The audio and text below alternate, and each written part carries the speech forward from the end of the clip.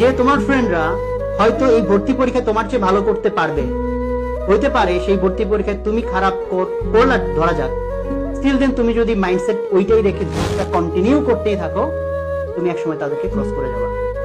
This is not the end of life. ভর্তি পরীক্ষায় ভালো জায়গায় চান্স পাইনি, ইটস ওকে। ভর্তি পরীক্ষায় বুয়েটে চান্স পাও না, মেডিকেল চান্স পাও না, তাহলে কি লাইফ ব্যর্থ হয়ে গেছে? ব্যর্থ হয়ে যাবে? ওয়েল, ফলে তুমি এই যে ফ্রাস্ট্রেশনের মধ্যে বারবার ঢুকে যাচ্ছ না, এটার একটা অন্যতম কারণ হচ্ছে তুমি ধরে নিচ্ছ যে বুয়েট না হইলে আমার হবেই না, মেডিকেল না হইলে আমার হবে না, বা ওইটা না হইলে মেবি আমার হবেই না। তুমি ওইভাবে চিন্তাই করো না, ওইটা হইলে আলহামদুলিল্লাহ, না হইলেও আলহামদুলিল্লাহ। বিকজ তখন হইতে পারে আমি ওই ব্যর্থতা আমাকে আরো ইন্সপায়ার করতে পারে আরো বড় জার্নি কন্টিনিউ করার জন্য। ঠিক আছে? কারণ তুমি দেখো, তুমি যদি প্রত্যেকদিন টেনশনে আধমরা হয়ে যাও, সেটা কি তোমার জন্য ভালো? হ্যাঁ, সেটা কি তোমার লেখাপড়ার স্পিড বাড়াই দিবে? তাহলে সেই টেনশন তুমি দূর করে ফেলো। টেনশন কেমনে দূর করবা? তুমি আজকে থেকে টার্গেট নাও, আমার টার্গেট গ্রোথ, আমার টার্গেট বুয়েট মেডিকেল কিচ্ছু না। গ্রোথ যদি কন্টিনিউ করি, যা হওয়ার হবে। ইভেন আমি গ্রোথ যদি কন্টিনিউ করতেই থাকি, ইনশাল্লাহ সবার চেয়ে আমি সামনে থাকবো, আলহামদুলিল্লাহ, কোনো সমস্যা নেই।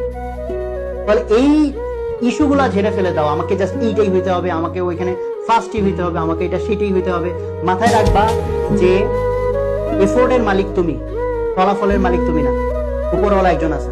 তো তুমি তোমার ডিউটি কি? তোমার ডিউটি হচ্ছে এফোর্ট কন্টিনিউ করা।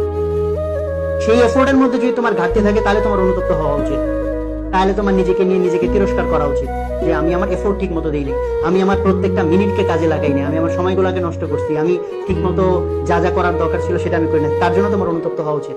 বাট এফোর্ট যদি তুমি পুরোপুরি ঠিক মতো দাও, তারপর রেজাল্ট যদি তোমার কাঙ্ক্ষিত না আসে, আলহামদুলিল্লাহ, it's okay.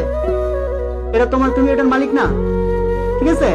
You take that positively যে আল্লাহ এটা আমার জন্য, এটার মধ্যে ভালো কিছু রাখছে। তাহলে ওইটা নিয়ে তুমি টেনশনই করো না। ওই টেনশন তোমাকে কন্টিনিউয়াসলি লেখাপড়ার স্পিড আরো নষ্ট করে দিবে। তো তুমি ভুলে যাও রেজাল্টের মালিক ভাই আমি না, রেজাল্টের মালিক আল্লাহ। আল্লাহ যেটা দিবে আমি সেটাতেই হ্যাপি। আমার কাজ কন্টিনিউয়াস গ্রোথ, কন্টিনিউয়াস এফোর্ট দেওয়া, আমি এফোর্ট দিতে থাকবো।